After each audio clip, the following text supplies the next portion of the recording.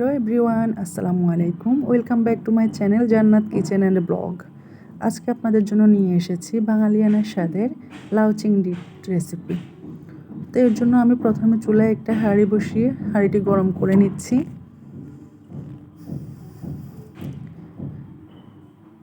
হাঁড়িটি গরম হয়ে এলে এতে আমি পর্যাপ্ত পরিমাণে সরিষার তেল দিয়ে দেব।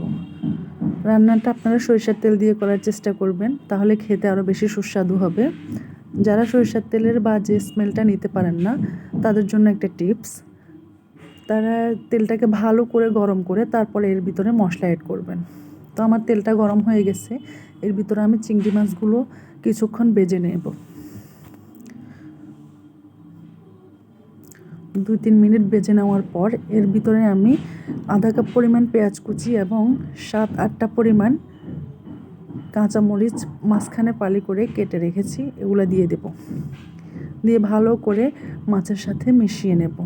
মিশিয়ে বেশ কিছুক্ষণ ভেজে নেব।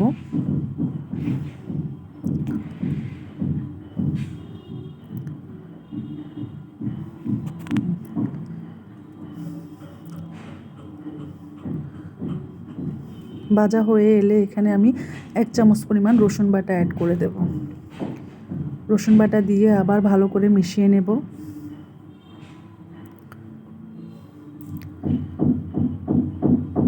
তারপর এখানে আমি স্বাদ মতো লবণ দিয়ে দেব। লবণটা দিয়ে ভালোভাবে মিশিয়ে নেব। মশলাটা ভাজা হয়ে গেলে এর ভিতরে আমি কিছুটা পরিমাণ পানি অ্যাড করে দেব, যাতে পেঁয়াজটা পুড়ে না যায়।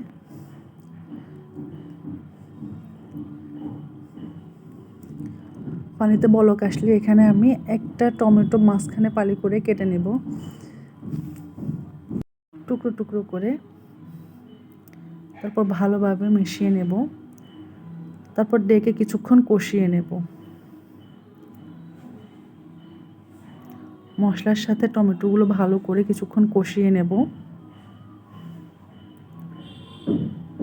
কষানো হয়ে এলে এর ভিতরে আমি আগে থেকে কেটে ধুয়ে পরিষ্কার করে রাখা লাউগুলো দিয়ে দেব। লাউগুলো এখানে আপনারা আপনাদের পছন্দ মতো শেপে কেটে নিতে পারেন। আমি পাতলা পাতলা করে কেটে নিয়েছি।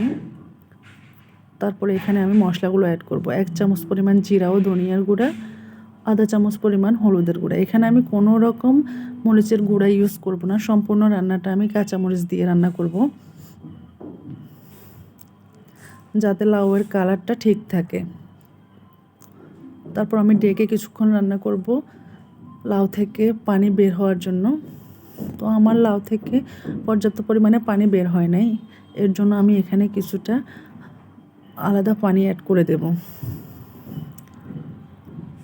আপনাদের যদি লাউ থেকে পানি ছেড়ে দেয় সেক্ষেত্রে আপনারা আলাদা পানি দেওয়ার দরকার নেই।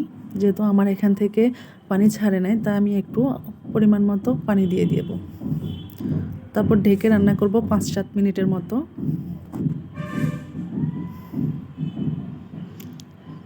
5-7 মিনিটের পর আমার রান্নাটা প্রায় হয়ে এসেছে।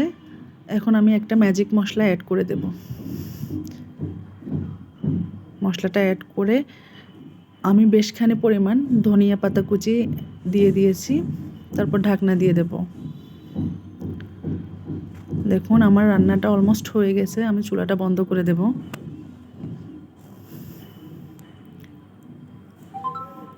আমি সবসময় চেষ্টা করি আপনাদের সাথে অল্প উপকরণে সহজ করে রান্নাটা দেখানোর। তো কেমন হয়েছে রান্নাটা কমেন্ট করে জানাবেন।